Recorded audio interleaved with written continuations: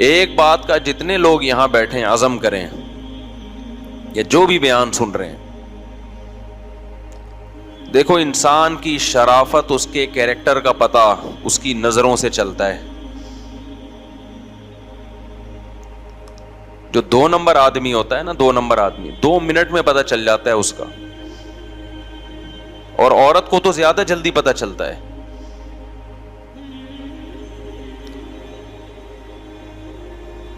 ہمارے ایک دوست نے بتایا، میرے پاس تو کیسز آتے ہیں نا، 20 قسم کے واقعات آتے ہیں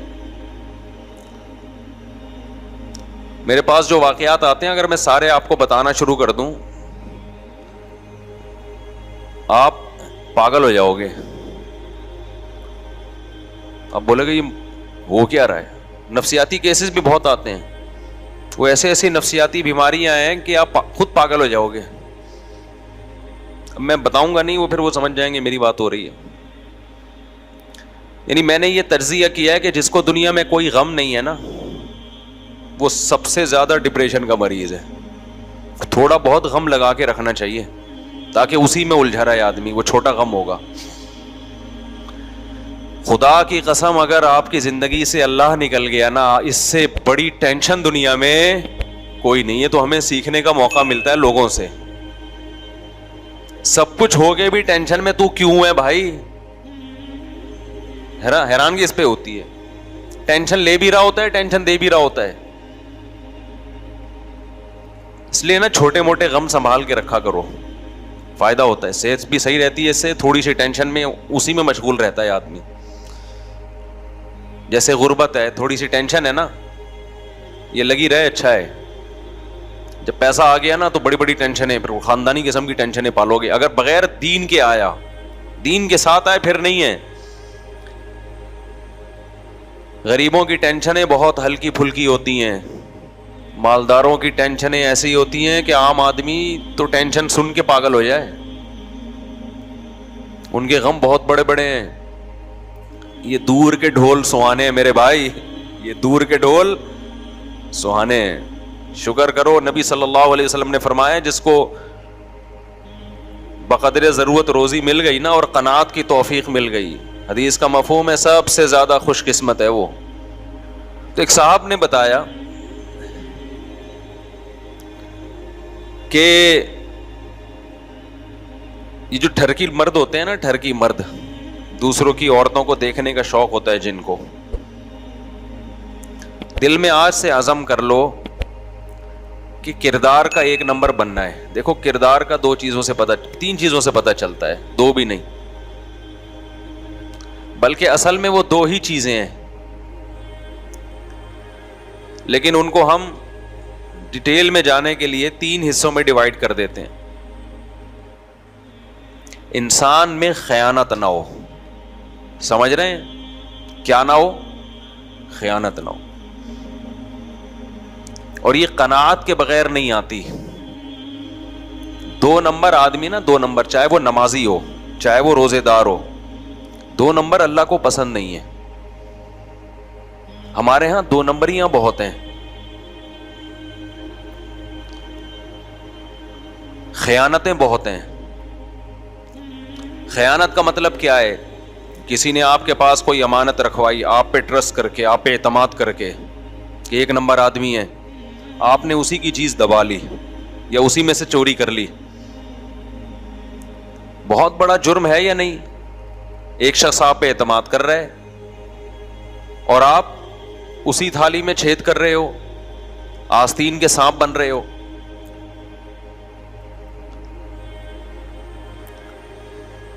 اسی طرح خوب ایک بات سمجھ لو، اللہ نے جس عورت کو آپ کے لیے بنایا نا بیوی کی شکل میں، اس کے علاوہ کسی کی طرف غلط نظر اٹھا کر بولو مت دے.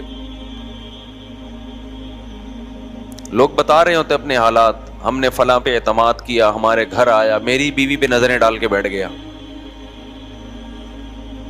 آستین کے سانپ اسی طرح ہوتے ہیں نا.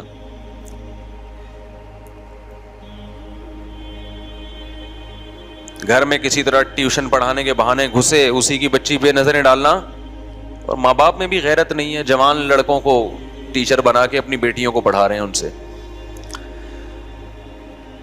پتہ نہیں کس دنیا میں رہتے ہیں. جب غیرت ختم ہو جائے تو پھر جو چاہے بولو کرو. دیکھو انگریز کا مسئلہ جو ہے نا صرف ترقی ہے. انگریز نے اپنی تمام فکروں کو سمیٹ کر ایک چیز کو فوکس کر لیا ہے کہ ہم نے ترقی کرنی ہے. غیرت گئی بھاڑ میں. ہم بھی کیا بن رہے ہیں بولو نا. انگریز ہمارے حکمرانوں کا بھی ہدف وہی ہے, ہمارا بھی وہی ہدف ہے, یونیورسٹیوں کا بھی وہی ہدف ہے, کالجز کا بھی وہی ہدف ہے. تو غیرت ویرت یہ کچھ دنوں میں ڈکشنری سے یہ الفاظ نکل جائیں گے. لوگ پوچھا کریں گے یار یہ ہم اپنے باپ دادا سے سنا کرتے تھے حیا شرم غیرت یہ کیا ہے. وہ کہیں گے اس پہ ایک مقالہ لکھا ہے ایک فلاں کالم نگار نے, کچھ غیرت کے بارے میں کچھ لکھا ہے, ونس اپون اے ٹائم ہوا کرتی تھی. یہ چیزیں رہ جائیں گی اس طریقے سے, سمجھ رہے ہو. یہ ہونے والا ہے سوسائٹی میں. جن لوگوں نے اپنے گھروں کو بچا لیا خدا کی قسم وہ بچ جائیں گے, ورنہ گدھے گھوڑے پیدا ہوں گے مستقبل میں, انسان پیدا ہونا بند ہو جائیں گے. ہم ایک دفعہ شب جمعہ میں گئے, وہاں ایک تبلیغی بزرگ بیان کر رہے تھے, بہت پرانی بات ہے. انہوں نے کہا کہ اب مرد اور عورت نہیں پیدا ہو رہے, نر مادہ پیدا ہو رہے ہیں. مرد اور عورت پہلے زمانے میں پیدا ہوا کرتے تھے, اب کیا پیدا ہو رہا ہے نر مادہ.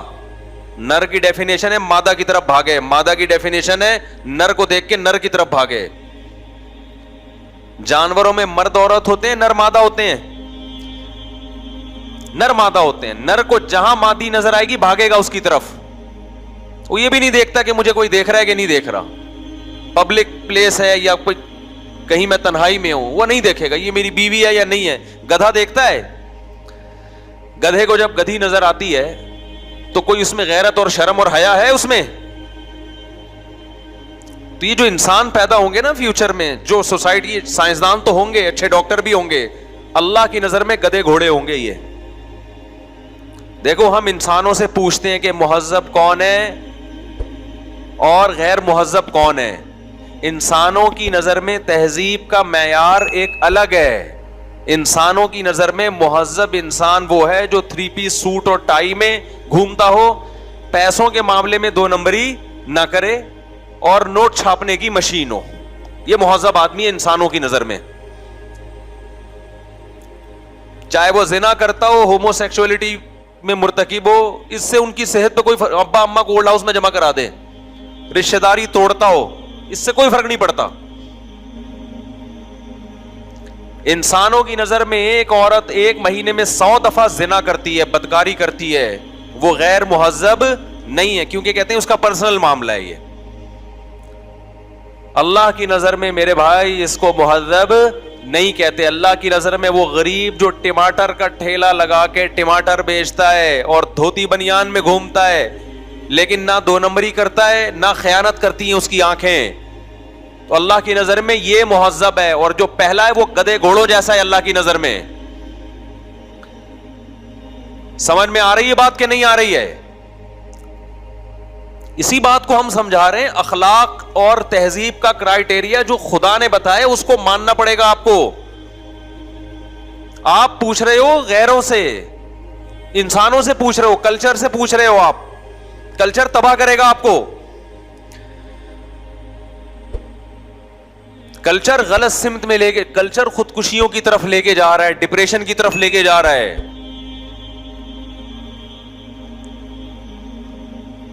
میرے پاس کچھ دن پہلے باہر سے لوگ آئے, اب کہنے لگے کہ بچے ہمارے ڈپریشن میں جا رہے ہیں. کسی دوسرے کنٹری میں رہتے تھے, میں نام نہیں لوں گا ملک کا, ترقی یافتہ ملک میں رہتے تھے. کہہ رہے بچے ہمارے کس میں جا رہے ہیں؟ ڈپریشن. میں نے کہا زندگی میں ایک دفعہ کبھی پٹے ہیں آپ سے؟ کہہ رہے نہیں. ڈپریشن میں تو جائے گا بھائی بچہ. یہ کوئی نیچرل لائف تو نہیں ہے کہ باپ سے نہ ایک دفعہ تھپڑ کھایا ہو زندگی میں, اس نے کبھی زندگی میں ایک دفعہ بھی نہ تھپڑ کھایا ہو. بلا وجہ جا کے نا بچوں کو تھپڑ مارنا شروع کر دیں. نہ کبھی اونچی آواز سے بات کی ماں باپ نے بچوں کے سامنے, ڈانٹنے پر بھی کیس ہو جاتا ہے. اس کا مطلب بچہ باپ ہے, اور باپ کیا ہے؟ نیچرل جو ہے نا, نیچرل سارے سائنسدان اس پر متفق ہیں کہ نیچر یہ کہتی ہے کہ باپ پہلے پیدا ہوتا ہے، بچہ بعد میں. اگر کسی قوم میں بچہ پہلے پیدا ہونا شروع ہو جائے اور باپ بعد میں پیدا ہونا شروع ہو جائے، یعنی اولاد باپ ہو اور باپ کیا ہے، اولاد ہے، تو یہ نیچرل ہے؟ بولو نا. تو ڈپریشن تو ہوگی کہ نہیں ہوگی؟ باپ کو بھی ڈپریشن ہوگی اور اولاد کو بھی. جس کو باپ بننا چاہیے تھا وہ بیٹا بنا ہوا ہے، جس کو بیٹا بننا چاہیے تھا وہ باپ بنا ہوا ہے.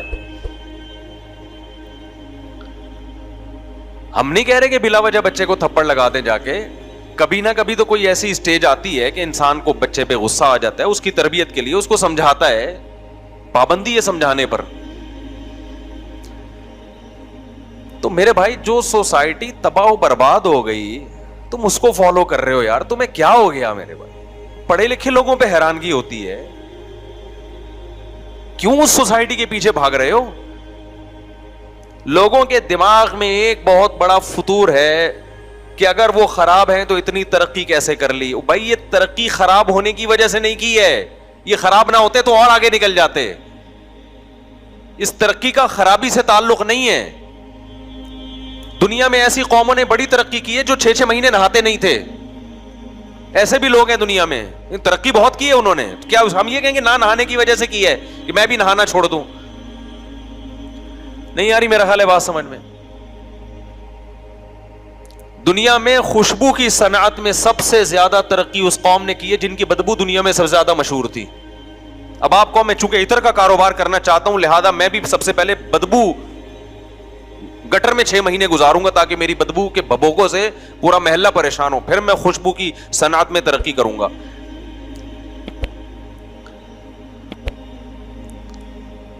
جو عقل وحی کی نور کے بغیر استعمال ہوتی ہے نا، جس میں قرآنی تعلیمات نہ ہو اور عقل برائے عقل ہو، وہ عقل انسان کو تباہ و برباد کرتی ہے، تباہ و برباد کرتی ہے. جیسے کہ کر دیا ہے